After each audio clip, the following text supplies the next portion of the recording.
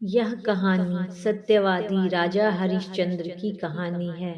यह कहानी उस वक्त की है जब देवता धरती पर अपने भक्तों की परीक्षा लेने के लिए आते थे। सूर्यवंशी कुल के राजा हरिश्चंद्र अयोध्या नगरी के एक प्रतापी राजा थे।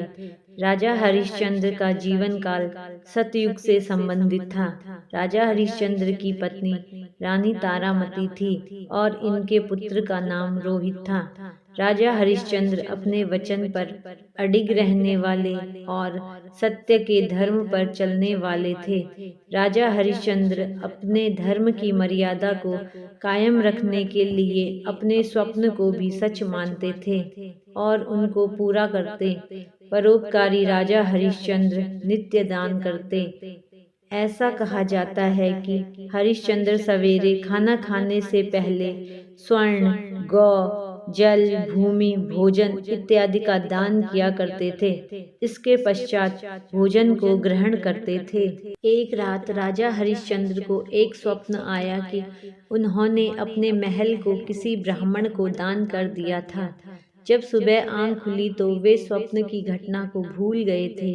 नित्य के काम निपटाकर जब राजा हरिश्चंद्र अपने दरबार में गए तो उस दिन उनसे मिलने 1100 ब्राह्मणों के साथ महर्षि विश्वामित्र आ गए।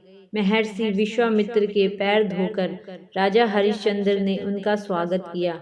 राजा हरिश्चंद्र को अपने स्वप्न की घटना याद आ गई। अपने स्वप्न की मर्यादा को रखने के लिए उन्होंने विश्वामित्र से अनुरोध किया कि क्या आप मेरे महल को दान में स्वीकार करेंगे। महर्षि विश्वामित्र ने राजा हरिश्चंद्र के प्रस्ताव को स्वीकार कर लिया। राजा हरिश्चंद्र ने सभी ब्राह्मणों को भोजन करवाया और दक्षिणा देने लगे। महर्षि विश्वामित्र ने उनको रोक लिया और कहा, अब इस संपत्ति पर आपका कोई अधिकार नहीं है, इनका आप पहले ही दान कर चुके हैं। इतना कहकर विश्वामित्र ने राजा हरिश्चंद्र, रानी तारामती और रोहित के आभूषण उतरवा दिए और दक्षिणा की मांग करने लगे। राजा हरिश्चंद्र ने निवेदन किया कि मैं पहले आपको सब कुछ दे चुका हूँ, अब मेरे पास देने के लिए कुछ भी नहीं है। इस बात पर विश्वामित्र ने कहा कि आपने महल हमको समर्पित किया, वह दान है। हमने आपके यहाँ भोजन किया, उसकी दक्षिणा अलग से चाहिए। हम यहाँ पर 1100 ब्राह्मण हैं, कम से कम एक एक स्वर्ण मुद्राएं तो दक्षिणा में देनी चाहिए, अन्यथा तुम पाप के भागीदार बनोगे। राजा हरिश्चंद्र संकट में पड़ गए और उन्होंने इसके लिए 1 महीने का समय मांगा। फिर तीनों वहां से निकल गए। विश्वामित्र ने उन तीनों को अपनी नगरी से बाहर जाने को कहा। वे वहां अयोध्या नगरी में रहकर काम नहीं कर सकते थे। विश्वामित्र द्वारा नगरी से बाहर भेज दिए जाने पर हरिश्चंद्र अपने परिवार के साथ शिव नगरी काशी पहुंच गए। काशी में पहुंचकर हरिश्चंद्र ने काम ढूंढने की कोशिश की, लेकिन उनको कोई काम नहीं मिला। विश्वामित्र का ऋण चुकाने का आखिरी दिन था और राजा हरिश्चंद्र गंगा घाट पर बैठे थे। राजा हरिश्चंद्र ने माँ गंगा से प्रार्थना की, अगर मैंने अपने जीवन में सत्य धर्म को निभाया है तो आज मेरे धर्म की रक्षा कर लेना। रानी तारामती वहां आई और कहने लगी कि आप मुझे बेच क्यों नहीं देते। एक पति होते हुए मेरा धर्म है कि तुम्हारी रक्षा करूं। मैं तुम्हें बेचकर अपने पति धर्म को नष्ट नहीं कर सकता।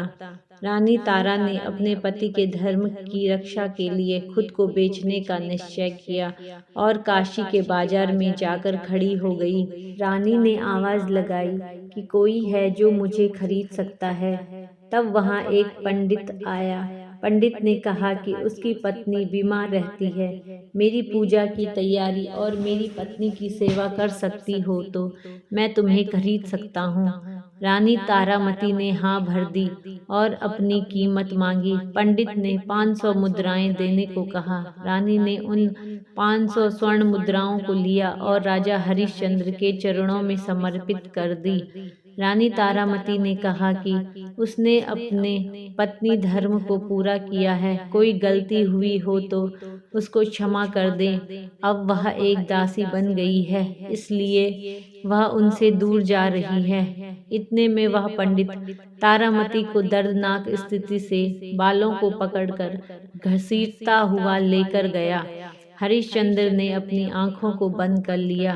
वह रानी, जिसके पास सैकड़ों दासियां रहती थी, जिसके लिए फूल उठाना भी भारी था, आज वह किसी और के घर चूल्हा फूकेगी, कुएं से पानी भरेगी और दास बनकर किसी की सेवा करेगी। रोहित ने अपनी माँ को दूर जाता देख वह उनसे जाकर लिपट गया। पंडित ने उसको दूर जाने को कहा।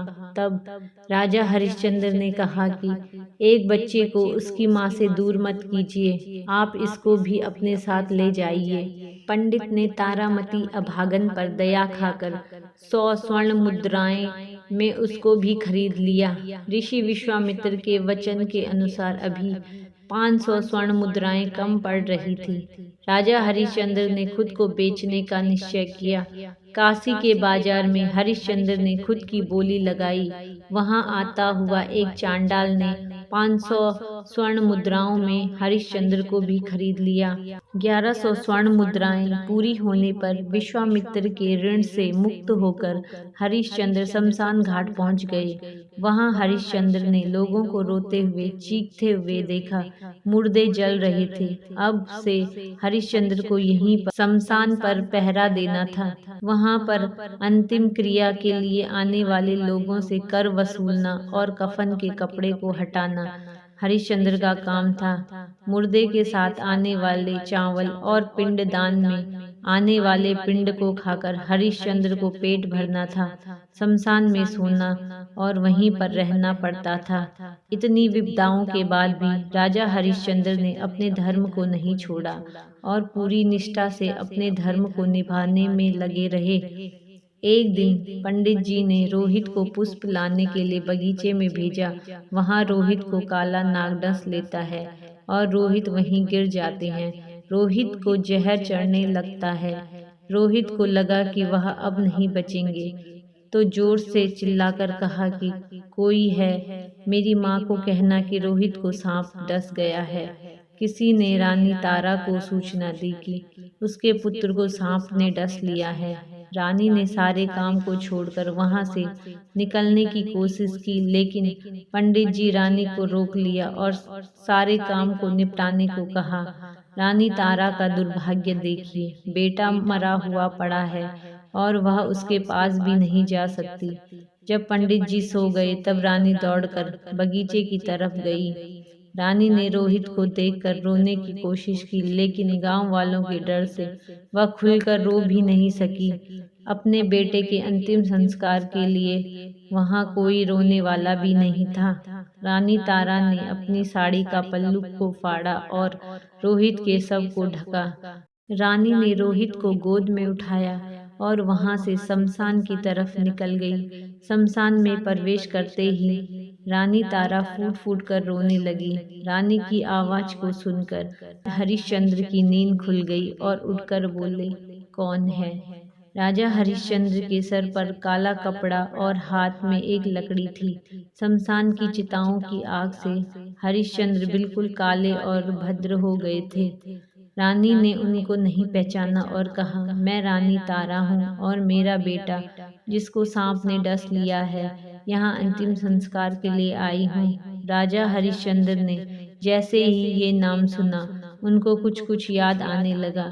क्या तुम उसी दुर्भाग्यशाली हरिश्चंद्र की पत्नी हो जो अपने पति और पिता होने के धर्म को नहीं निभा सका? रानी ने हरिश्चंद्र की तरफ देखा तो वह अपने दुख पीड़ा को भूलकर उनके चरणों में गिर पड़ी और रोने लगी। राजा हरिश्चंद्र और रानी तारा दोनों रोने लगे। रानी ने होश संभाला और कहा, स्वामी, हमारे पुत्र का अंतिम संस्कार करना है। राजा हरिश्चंद्र उठकर खड़े हुए और बोले, यहाँ अंतिम संस्कार करने के लिए तुम्हें पहले कर देना पड़ेगा। रानी ने कहा, मेरे पास देने के लिए कुछ भी नहीं है। राजा हरिश्चंद्र ने रानी को कहा कि बिना कर के यहाँ अंतिम संस्कार नहीं कर सकती। वह चाहे तो उसको गंगा में डाल सकती है। रानी ने अपनी साड़ी के पल्लू को फाड़ा, हरिश्चंद्र को सौंपते हुए बोली, इसके अलावा मेरे पास देने के लिए कुछ भी नहीं है। रानी का पीछा करते हुए गांव वाले लोग वहां आ पहुंचते हैं। लोगों ने रानी तारा पर इल्जाम लगाया कि वह गांव की चोरी करके वहां आई है। चांडाल ने हरिश्चंद्र को तलवार थमाते हुए बोला कि इसकी गर्दन काट दो। तलवार को हाथ में लेकर राजा के हाथ रुक गए थे।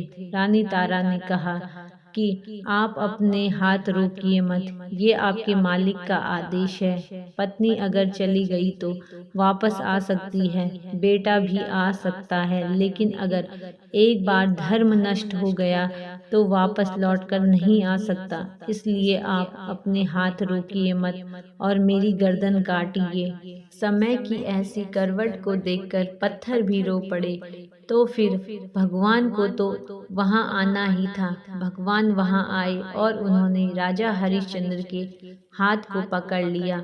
राजा हरिश्चंद्र ने देखा कि भगवान स्वयं उनको रोकने के लिए आए हैं। राजा हरिश्चंद्र उनके चरणों में गिर पड़े। भगवान ने उनको उठाया और गले लगाया। भगवान ने कहा, बहुत हुई तुम्हारी परीक्षा, तुम परीक्षा में सफल हुए, तुम एक सच्चे सत्यवादी राजा हो। राजा हरिश्चंद्र ने भगवान से कहा कि क्या आपको मेरे धर्म पर विश्वास नहीं था, जो आपको इतना खेल रचाया, जो आपने इतना खेल रचाया। भगवान ने कहा कि मुझे तुम्हारी सत्यता पर पूरा विश्वास था, इसलिए मैंने तुम्हें चुना। तुम सत्य की परीक्षा में पास हुए। तुम्हारे जैसा सत्यवादी राजा न तो आज तक हुआ है और न आगे कभी होगा। ये दुनिया तुमको सत्यवादी राजा हरिश्चंद्र के नाम से जानेगी। भगवान ने मरे हुए रोहित को जिंदा कर दिया, सभी को सुंदर शरीर प्रदान किया। महर्षि विश्वामित्र ने उनको महल वापस सौंप दिया। पुनः राजा हरिश्चंद्र और रानी तारामती उस महल में रहने लगे और राज भोगने लगे। राजा हरिश्चंद्र जैसा सत्यवादी बनना नामुमकिन है। पग पग पर राजा हरिश्चंद्र ने सत्य की परीक्षा दी। यह जरूरी नहीं कि जो लोग सच्चाई के मार्ग पर चलते हैं उनके साथ कभी कुछ बुरा नहीं हो सकता है। हमारे साथ जो भी होता है उसका एक ही कारण होता है। हो सकता है कि परमात्मा हमारी परीक्षा ले रहे हों,